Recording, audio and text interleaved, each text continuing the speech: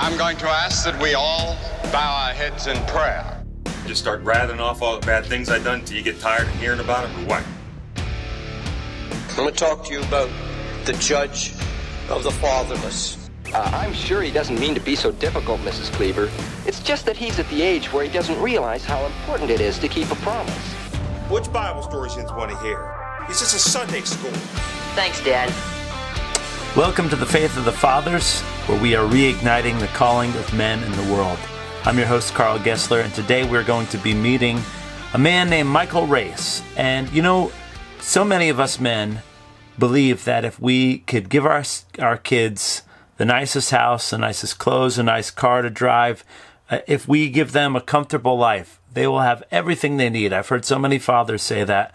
I gave my son everything. I gave my kids everything that they needed.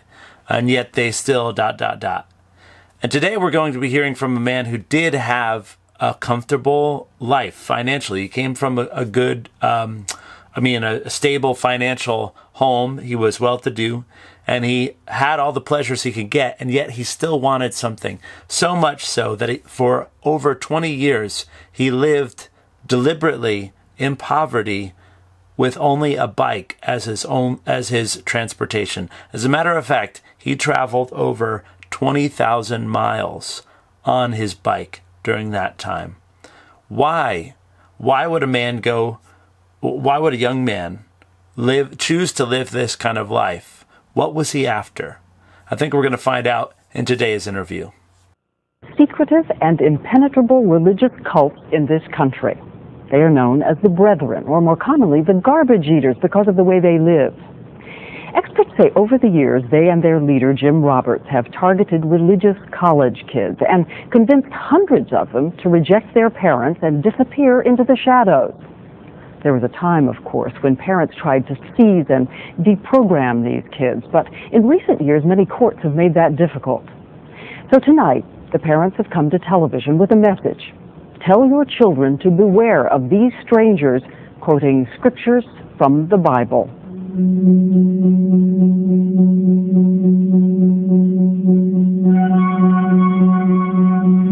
You may have walked right by them in a crowd, bearded men in tunics who look pious and a little strange.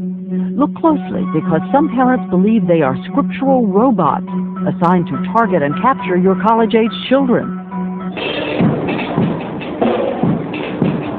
Here at Berkeley, they stand on street corners and strike up conversations at random.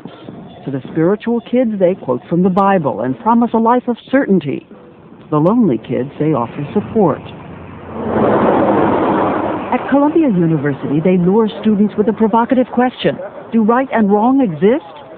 They offer a place among God's chosen with such intensity that in days, sometimes hours, students drop out and disappear. They are nomads. Recently, some of them camped in this house in Cleveland, tacking scriptures on the walls, even on the mattress. They move secretly from state to state in cells of a handful of people. They live off food from garbage dumpsters. This is a video taken years ago behind a fast food restaurant in Minneapolis. Two brothers dumpster diving, combing through, picking at half-eaten sandwiches. And experts tell us everything they do is controlled by the whims of one man, the enigmatic founder, Jim Roberts, whom they call the Elder. These are the last published photographs of him in 1975. The parents believe he's a bizarre, unstable religious fanatic who steals the minds of promising kids, some from the best universities in the country, Harvard, Brown, Northwestern, leaving their anguished mothers and fathers desperate to find them. All right, in the studio with me today is a special guest, Michael Rase. You have a bit of an eccentric persona. That's what I hear. Yep. So for those who cannot see you right now, you've got this really fashionable big beard. These days, anyway. Well matured, and you've lived a bit of an eccentric life. I would, from my vantage point, you've traveled over 20,000 miles on a bike over 20 years. That's probably an underestimation. Sounds like, and today you are a husband, a father of three. 3 and 1 on the way. So 4, yes. Okay, so 4. You have a business. You are walking with the Lord. and you're in your 40s. I didn't ask you if that was allowed, but Oh, that's allowed. there you go. It's been revealed. Yeah. You can't really get a beard like that without being somewhat mature. Anyway, so Michael, tell us about your journey, because I know it's an interesting one. But can we go all the way back? Can we go back to the beginning and your first impressions of kind of God and the world? What is this thing you're living in? Oh, first impressions? Well, I have vague remembrances of, like if I had lost something, praying, God help me to find this, whatever. But not too much. We would go to a Lutheran church every once in a while. I'm from Michigan originally, and it was just a kind of a cultural thing, And then my folks got divorced when I was in kindergarten, first grade, and we moved around a bit, and occasionally we'd go to local churches, and it was kind of a social thing. And but when I got out on my own, when I wasn't living with my mom anymore, I started to just really make a lot of mistakes, So you lived with your mom after your parents got divorced? Yeah. With my sister, and sometimes my older brother was there, and I'd always just kind of just did whatever I wanted to do. There wasn't like, I didn't know the Bible. There wasn't like religion imposed on me. It was just kind of, I just did what I wanted to, and I like to say I would make up my own rules, and I would break them whenever I wanted to, and that worked out fine when I was living with my mom, and she could kind of help cover my mistakes. But as I was living on my own, I realized I needed something more than that, and I started reading the Bible for the first time when I was 19. 19. So what inspired you to read the Bible at 19? Well, and let me ask you too, was your dad involved in your life at that time, or once they divorced he was pretty much gone? Well, no, he was, it was the regular, see him every 2 weeks on the weekends, and for 6 weeks in the summer. And he was, he loved us. He was distant. I guess we just had different personalities, and I have fond memories of before my family got divorced, going up to Canada for camping in the summer. We'd go way back and catch really big fish. Oh, wow. And my dad would take me hunting on the weekends when I would see him after the divorce, and when I got old enough for that. And those are some of the like firm memories that I have of my dad. He was a builder. He built his house in a cabin up north, and we would go up to the cabin. But yeah, things were just, not as close, of course, after Dad left, and but yeah, he wasn't a religious person or spiritual anyway. So at 19, you started reading your Bible. What inspired that? Well, actually, I was living in sin with a woman, and she had some influence of Christianity earlier in her life, and she had some crazy ideas about aliens and things. But some of God used it. There was some of the good things, the true things, somehow managed to get through, and interest was sparked, and I just started reading from Genesis. And it went really slow at first. I was coming out of a marijuana haze, and I couldn't concentrate well, But I started to just really get into it, and I was just like, wow, I didn't know the Bible was like this. This is really good. And I started to get little glimpses of, things in our society that are like, oh, this is where we got this. This came from the Bible, this idea, this thought, or this word, or this phrase, And that was exciting to you. Yeah. And the stories, just reading about, Moses and Jacob and David, and, even Ezekiel. I remember getting into the prophets, and just like, a lot of it I was just plowing through. I didn't understand, but I don't remember what it is now, but I remember enjoying Ezekiel and at some point when I first read it. That's interesting that was in reading it and saying, hey, this is where these things came from. Was that exciting because it just kind of made sense of your world a little bit more? Yeah. And I don't know, just kind of took things deeper, just like I can't remember the phrases now, but I just remember I kept coming on onto things in the Bible, and just like seeing like that wasn't just some random thing in our society. That actually goes back like centuries, like, you know, to a different time, a different land, a different language, and it gave validity to the Bible. You know, that just like it was just more of a depth than I was aware of. Okay, so up to 19, it was like the typical drug, sex, and rock and roll kind of thing. You started to read the Bible, and what happened after that? Well, I started being concerned about things that I didn't used to be concerned about. Like I had been a thief a lot of my life. I would get caught. It was exciting, you know, to do it, to steal something. Like, hey, look what I got, you know. I didn't have to pay for it, you know, and I got away with it. But then I wouldn't get away with it. I'd get caught, and I would be like, I'm not doing that again, you know. That would be the. It wasn't like a conviction or a remorse. It was just like that cost too much, you know. It was free, but it cost too much. But then I would go back into it because it was exciting.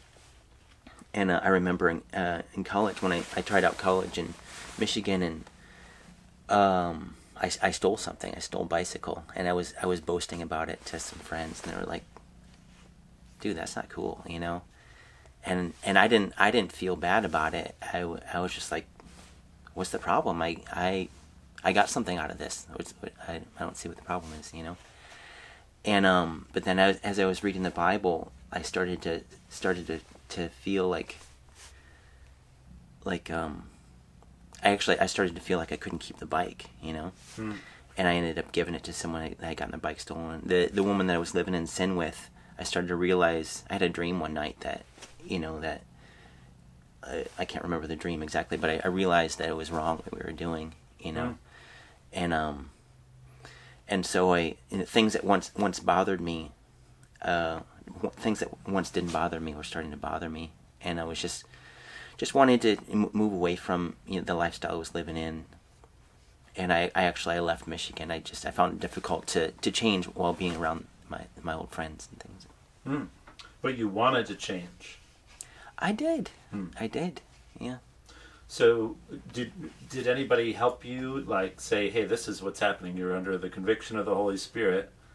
You just were like, you just now wanted to do something, you wanted to try something different? How would you explain what was happening to you? I just wanted to clean up. I wanted to get clean. My life was so dirty, and I was just like, I don't want to live this way anymore. I mean, literally, I moved out of the dorms, you know, first semester in the dorms in college, and I moved out of the dorms into a house with some other college students that I barely knew. We were all freshmen, I think, and it just became a party house. It was just filthy in every way imaginable. And the last 2 months of the lease, I just moved out. I was just like, I don't want to. I've been reading the Bible. I've been wanting to move in a certain direction in my life, and I mean, not really consciously, but I was just, looking back, the Lord was moving me, you know, and I just didn't want to be there, you know, and I was making plans to just leave Michigan. And did you succeed in cleaning up your life? Yeah. I mean, just reading the Bible and just like just reading the Bible made me want to learn how to pray, and like more and more I wanted to hear God's voice.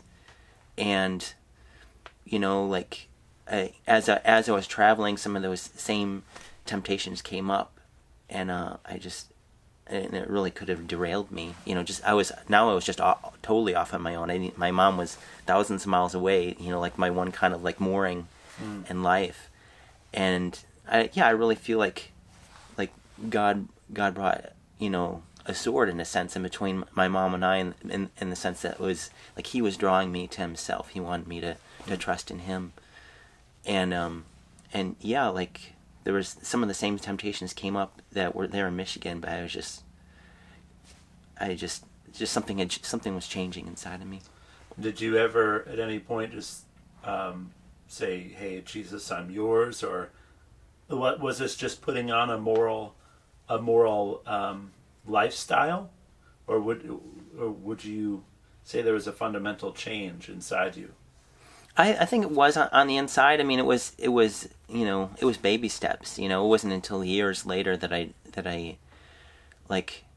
I just got a revelation of God's love for me, and that's when things like really started to change on a larger level. But yeah, I think I was so dirty and so messed up that like I was drawn towards ultimately towards the living God. But I was just all I knew is that like the way that I was living, it was difficult to think, it was difficult to do things. I was sick, I was dirty, and I just wanted to get away from it. So a lot of times, especially in Protestant circles, if someone shared a story like you just shared, and I guess this is what I'm doing too. It's just like, well, it sounds like you're just trying to make yourself good enough for God. Mm-hmm. Well, how would you explain that? Like, were you free of your guilt? I find it interesting that you said, I realized I was like living in sin. Mm-hmm. But what sin? How do you know what sin is? I remember actually saying when I was living in that college house in Michigan and off campus, I remember so the summer before I had worked in Alaska to make money for college. I'd gone up to work on Kodiak Island, and I came back and I was just using the money that I made to live wildly, and I was running out of money, so I started working at a convenience store doing the night shift. I was going to college and working from 7 at night till 7, or I don't know what it was. It was early in the morning, maybe 7 to 4 or something like that. And I got robbed. It was the first time that store had gotten robbed in 14 years or something like that. And the guy comes in and waits till everybody leaves the room, puts his candy bar, and just clocks me. Broke my nose. It's still a little crooked. And I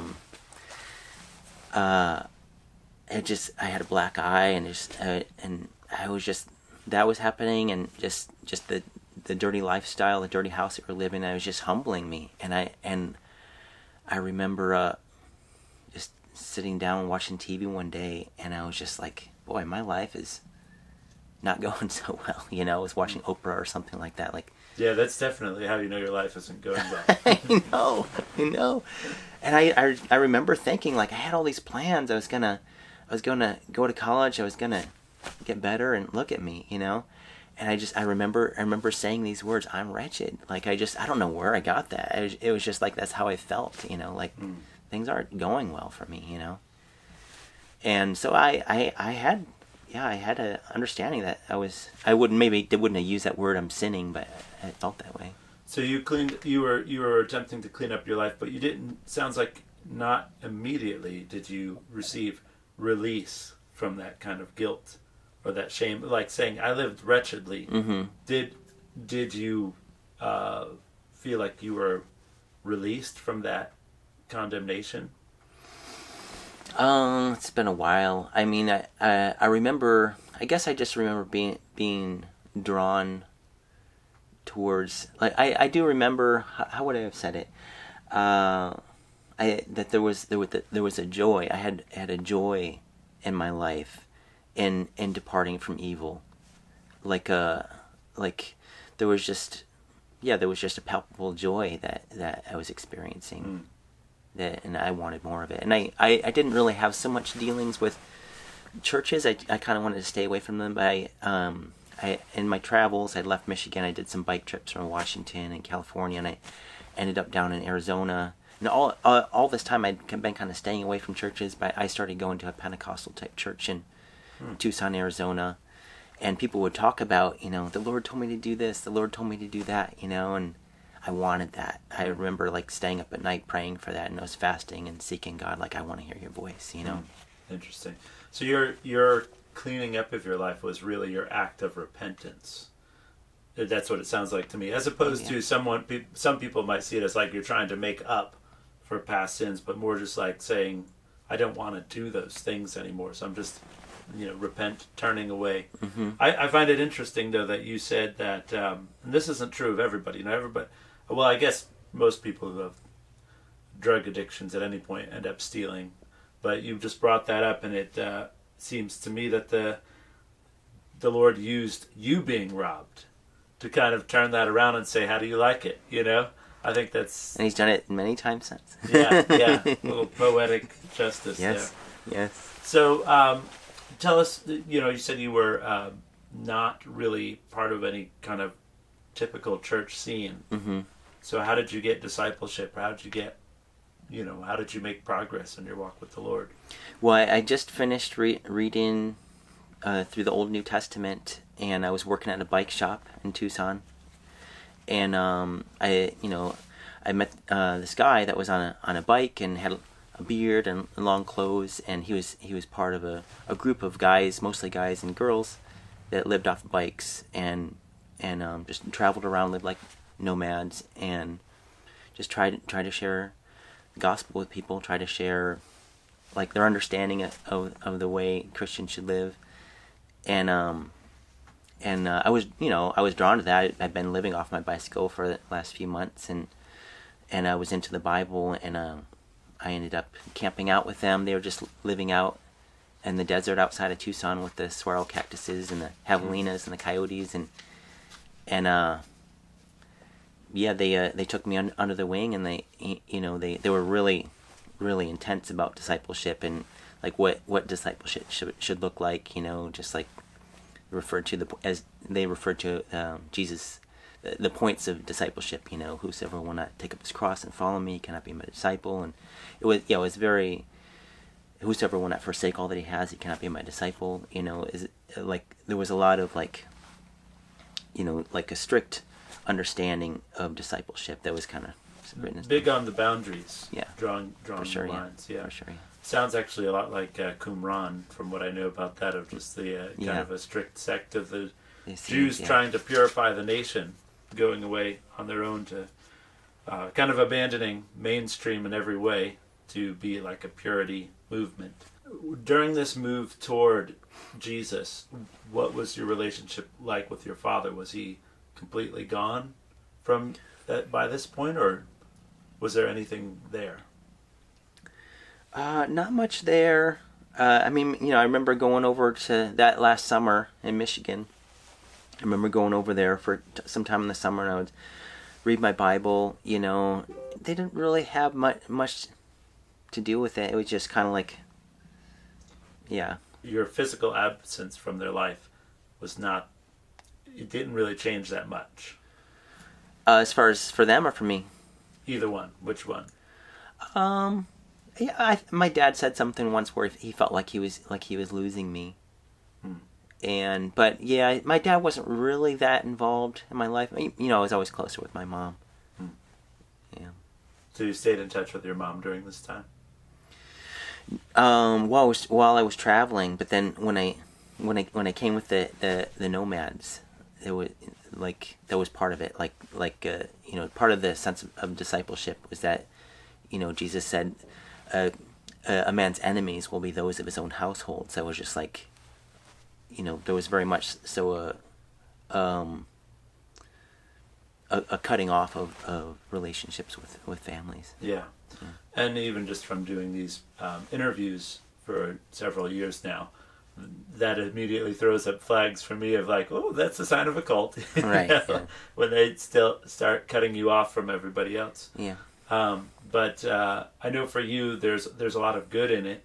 And I know you're not part of that group today. So before we get to that, though, tell us some of your adventures and some of the good things that you got out of that, living that way, because you were in that group for 21 years. 21 years. Mm-hmm. That's a long time.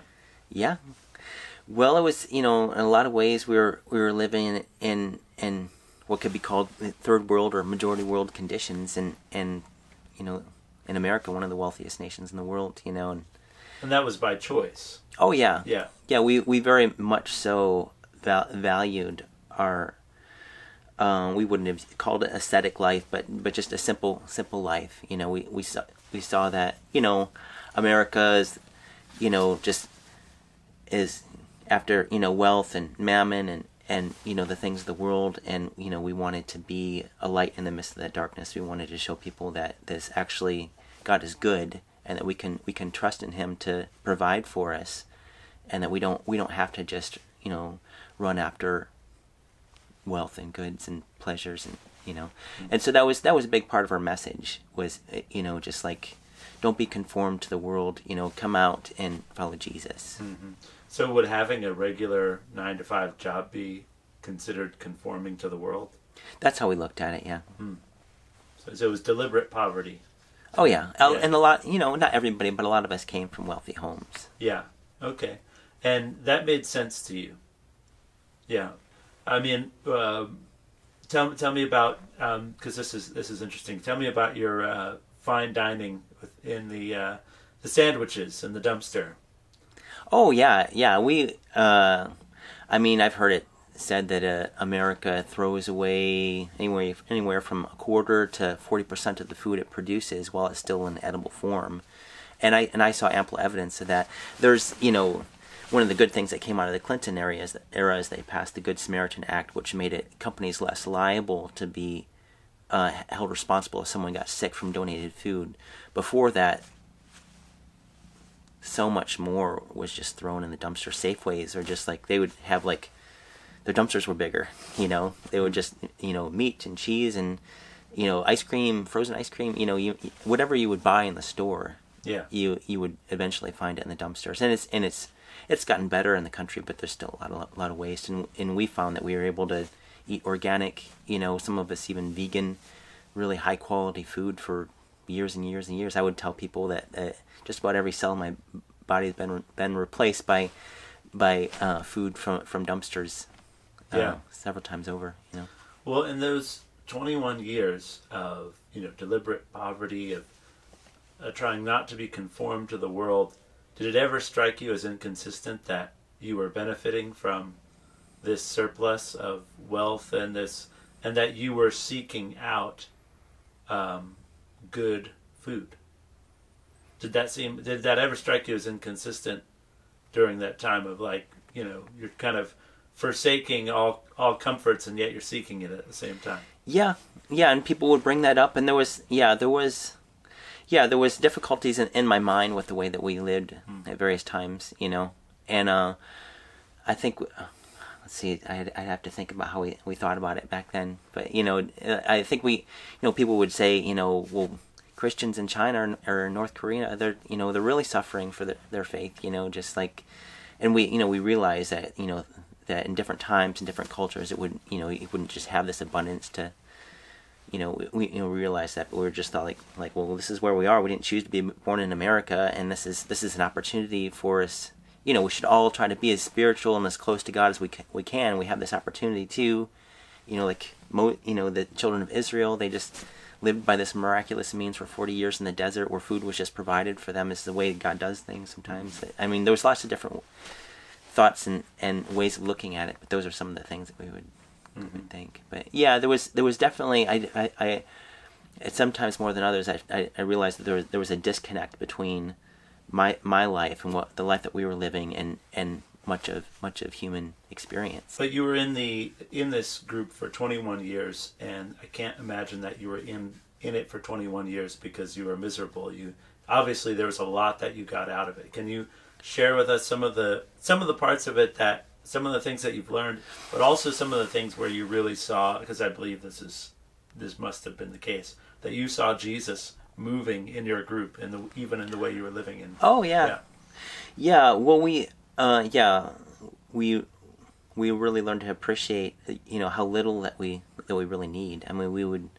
I really used to enjoy hitchhiking because it was an opportunity. You're just at the mercy of God out there. You're at the mercy of people, but but you're just waiting for a ride and sometimes for hours, and then someone, you'd be so thankful when a ride did come, and oftentimes it was opportunity to witness to people but we just travel around on our backpacks or what we'd have on our bikes, and it was liberating, not having a whole lot of stuff and just learning. We shared skills with one another, and shared ideas, and so it was just we really learned how to be efficient in this minimalist lifestyle, and we all lived together. Not everyone in the whole group. There was cells across the country. We'd find owners of rundown houses that wanted us to stay in their house and fix it up a little bit. And so we learned how to. A lot of us were from broken homes. A lot of us were fatherless, and we didn't have people to teach us how to do things like plumbing and carpentry.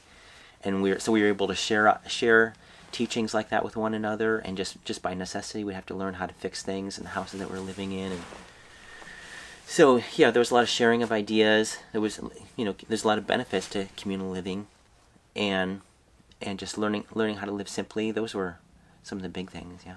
So you got camaraderie, you got community, you learned contentment, and you got mentorship that you longed for. Yeah. And really, sounds to me like it was a family. It's yeah. The family structure that you wanted, and you got it. Yeah. In that regard. And this is, I think this is the draw that people have toward any group that leads. And like I said before we started recording, there's a little bit of a cult in everybody, But I grew up in a family of 12 kids. I have 11 siblings, and I mentioned this to you before. In a family that large, you get a bit of a cult attitude, like, it's the Gessler way is the best way, and anybody else is. We didn't say this, but it got close at some points to living in sin. But so you've been married for how long now? Almost 6 years in November. Almost 6 years. Yeah. But you're in your 40s. So you didn't get married till late. Tell us about that, because I know you and your wife are both in this group for a long time, and here you are. You're enjoying the camaraderie, the community, the contentment, mentorship, but there's an aspect of it that is also missing when it comes to family. Yeah, we weren't big on families. It's very much true that this was our family, and that was a big part of what kept you there, even though there was this disconnect between the way we were living in the human experience. There was I can't leave my family, and that was how I felt for all that time. And is that why they discouraged family within it, because it was like a threat to the family you had established? Yeah, of course we wouldn't say that, but that was always our fear or concern. It wasn't really something you could talk to the eldership about, right. What are actually the real reasons that for some reason when there hasn't been a marriage for 25 years in the group, Right. But yeah, I think that we all knew that just when when the two become one, it's more of a force to be reckoned with, as far as governing the way that group did govern. I think they have changed a lot of things since the leader from the Jesus movement died, and they have been trying to amend some things, but yeah, it was just more difficult to control a family than individuals. And that's a pretty big question, because you're in this group and you are a family, but as Christians, we have to identify what is the common denominator that makes us family. Like for me, as the Gessler tribe, as we were, what makes us one with other people who follow Jesus? That don't maybe share our views on eschatology or clothing or whatever it is, music, the standard of music or movies, or where is the line? How do you recognize that someone is really part of your family? And I think this also ties with another question that I wanted to ask you. When you said you were hitchhiking and you got in a car with someone, it was an opportunity to share the gospel. Yeah. As a part of that group, what was the gospel? What was the message that you would share with people? What would you call them to do? Well, it changed, because like I said, at first it was very regimented in discipleship, and I just remember just feeling the burden of that, just I'm just not good enough, I'm just not. And but God's working on people regardless of where they are, and he worked in our midst. I mean, there was God was moving in the midst of us, though it was very different from what a lot of us experience as Christianity in the West, But there was a time where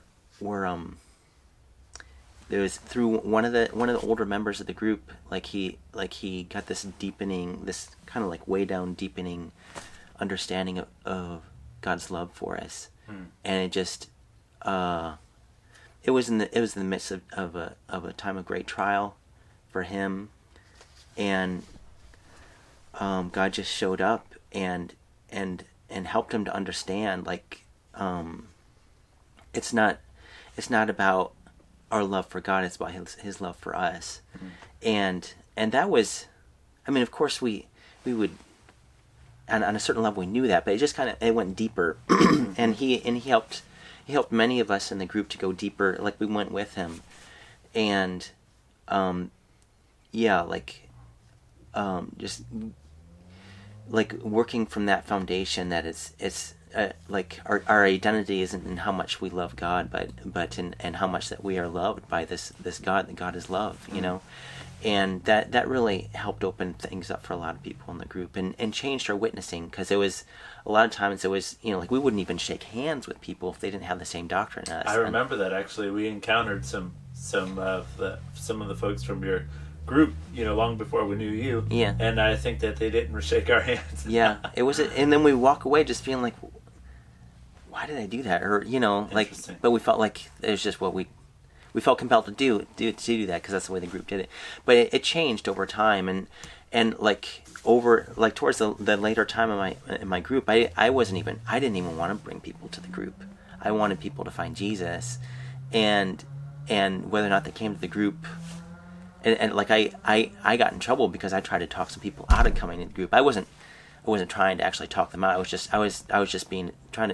trying to be as transparent as possible. Like, this is what it's going to look like if you come and do this. Okay, it looks really good, but this is what it's going to be like. And, you know, just want you to know. And I got some flack for that. So was it at that same time that your leader was having this revelation? I mean, it's not rocket science. Right. It's the simplest and the hardest part of the gospel to accept. Right. That it's about God's love for you. Mm-hmm. It's like, it's almost too easy. But was it at that time that your leader was experiencing that kind of became a reality for you as well? Oh yeah. It was totally groundbreaking, you know. And it wasn't like this burden to bear that I couldn't bear, that I was just getting crushed by. It was life-giving, and it made me want to go out and tell people about Jesus. Like, okay, not like, now I got something for you. Right. You know? Now it's become good news. Yeah. Rather than here's a burden for you. So was that the beginning of the end of you being part of that group? Yeah. I mean, I see it as, you know, God led me into the group, and then God led me out. Because I you know, over the years, there'd be difficulties and challenges that would come up. There was, you know, we didn't allow ourselves to get married. We didn't allow ourselves to talk to our family. You know, there's trials to that, you know. Mm-hmm. But I would take these things to the Lord, like, what do I do? And I felt consistently that this is where He had me, and this is where He wanted me to stay. And there was a joy in that. I realized I could be here, and I could seek God, and I could grow in God, even though there was things wrong with it, because ultimately I wanted to be a part of the change. It wasn't the leader, but it was one of the leaders that had that revelation of God's love. I could tell that's what he was doing. Mm-hmm. That he didn't want to just give up on these people. He wanted to change it from the inside out. Mm-hmm. And then as the original leader from the Jesus movement days in the 70s was fading, this was towards the end of our time there, we started talking about what we're going to do when Jim is gone, you know. So I was bringing up some of these things I had bottled up, you know, that I thought we should change, and it was just kind of, it was too much at once, I think, for them, and they're like, no, we can't do all that. It came to a fork in the road, and I just felt like now's the time. Now's the time, yeah. Yeah. So that's a long time to go without your family, and you didn't talk to. I know you didn't talk to your dad during that time. Did you talk to your mom? I started calling her towards the end. But it was the last 5 years or so. So like 15 years of 16, yeah. Do you regret that at all? Yeah, I mean, my sister died during that time. She committed suicide, you know. Wow. Yeah, I mean, it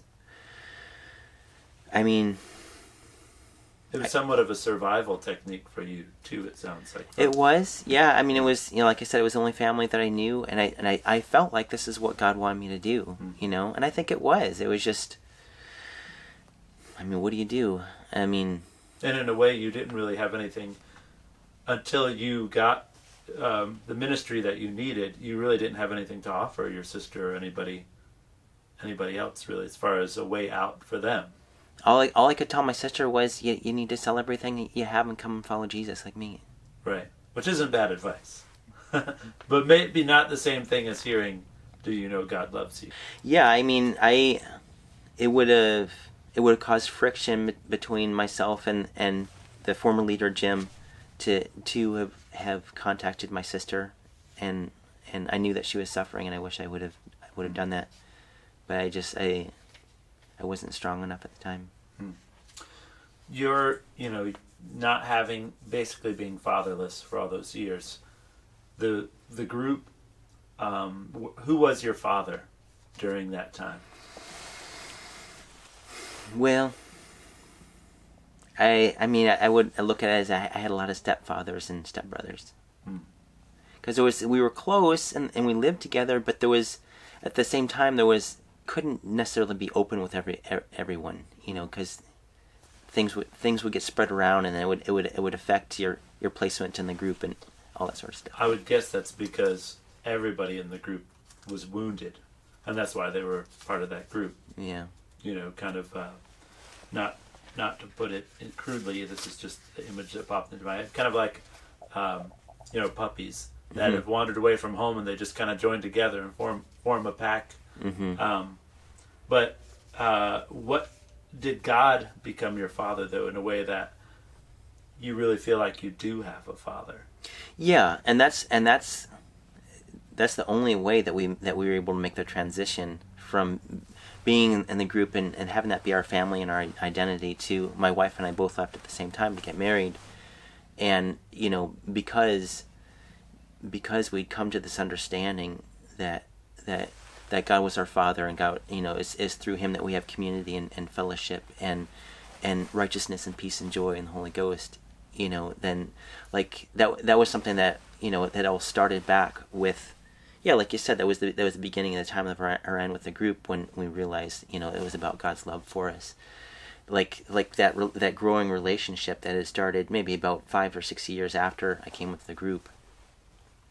Was flourishing by the time it was time to go, and it was heartbreaking. The friendships that I had made in the group are for all essential purposes gone, except for actually one family we're going to go see next week. They just had their second baby. They're still part of the group, but it's complicated. But yeah, that's kind of like a double ripping in a way. I mean, you had a family that fell apart, and you were cut off from them, and then the family that you adopted as your family, essentially you've lost now too, which that sounds to me very painful.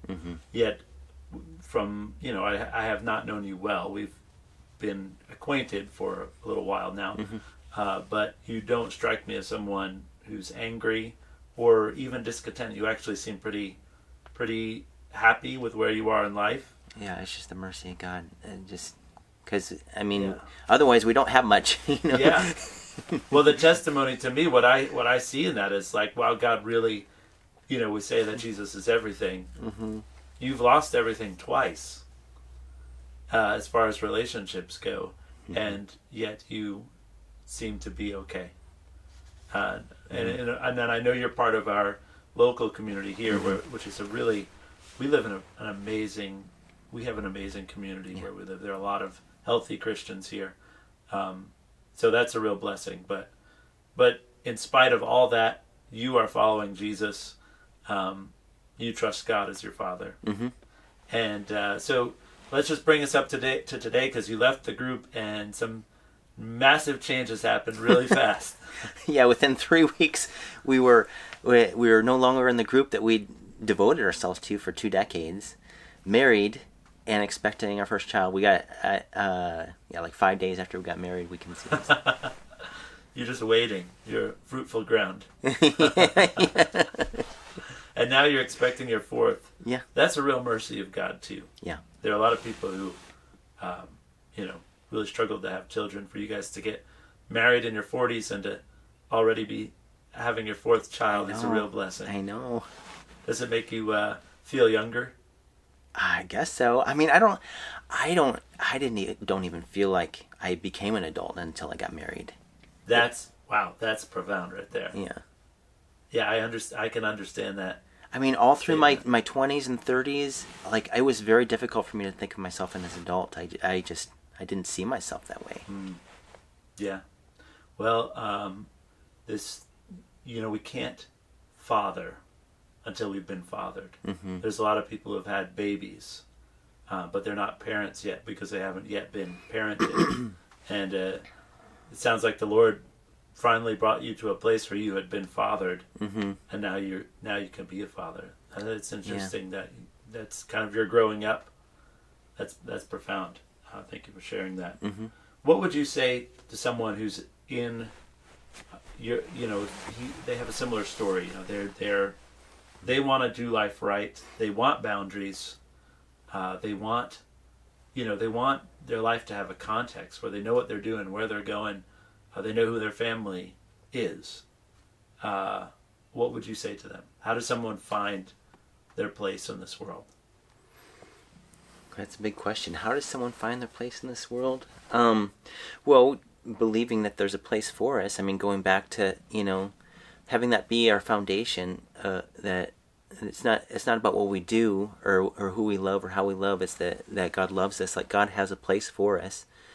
And just be looking for those opening doors and be willing to pay the price that it's going to take to go through those doors. I was talking to someone recently, and they were talking about they knew that whatever choice in this particular situation, they knew whatever choice they made, there was going to be a price to it, but they weren't really willing to pay any of those prices, and so they're just kind of stuck until they're going to be willing to go through the door that God has opened for them and to pay the price. And it's not like it's oftentimes something we need to let go or something that we need to take on, something that God's trying to help us with. So I would say start out with believing that God has a place for us and looking for those open doors. And if there's a price to pay to go through it, then just pay it. Just go through that door, because what God has is worth so much more than whatever it was that we were holding on to. Yeah, risks and rewards. Mm-hmm. So what are you looking for now? What is Michael need going forward? What are you hungering for? What are you thirsting for? Well, for more of a stability, we're so my wife and I were so used to moving around, and even since we got married, we've been moving around, just trying to figure out our place. And we really like it here. We feel like this is where the Lord has shown us to put down roots. And I've started a window cleaning business here, and then and we're getting established with fellowship and everything, and just looking for ways in which for us to get more stabilized here, which is revolutionary for us. Yeah, you're settling into parenting too. Mm-hmm. Yeah, starting homeschooling next year. And well, I know one thing: you can teach your kids how to fix their bikes. That's right. That's right. Well, thank you, Michael, for sharing with us today. Sure. People will go to great lengths to find what it is that they really want. If they're desperate for something, they will do desperate things. Desperate times call for desperate measures. Thankfully, in Michael's journey, he chose something that had constructive value in joining this group. Like he said, he felt like God led him into this group and also led him out. Personally, I see this group as a cult. There are various levels of cults too. I always say that there's a little cult in everybody, because we all want to be the in crowd. We all want to be the people who are doing it right. We want to be the success story, and we want to be better than the next guy. And so there's every single one of us. I grew up in a family of 12 kids, and just that strong. When you have a large family like that, there's a strong family culture, and I was very proud of my family. And because of that, there were times where I'm sure lots of other people would testify to this, that the Gesslers way was the right way, and I particularly had somewhat of a cultish attitude at times.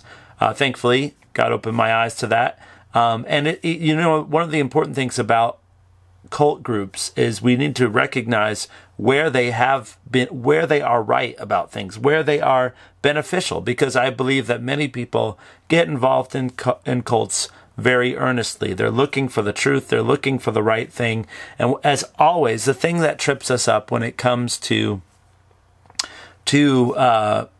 anything, but particularly with cults, pride is what always keeps us from saying, okay, wait a second. I know I've been in this. I've been pretty intense about this. I've said some extreme things, but I'm seeing now where I was wrong. That is hard to get to that place. So, it's great to want to live 100%. You got to have that passion. Like, we're going to do it the right way. But it also takes humility to recognize when we've kind of gotten off a little bit.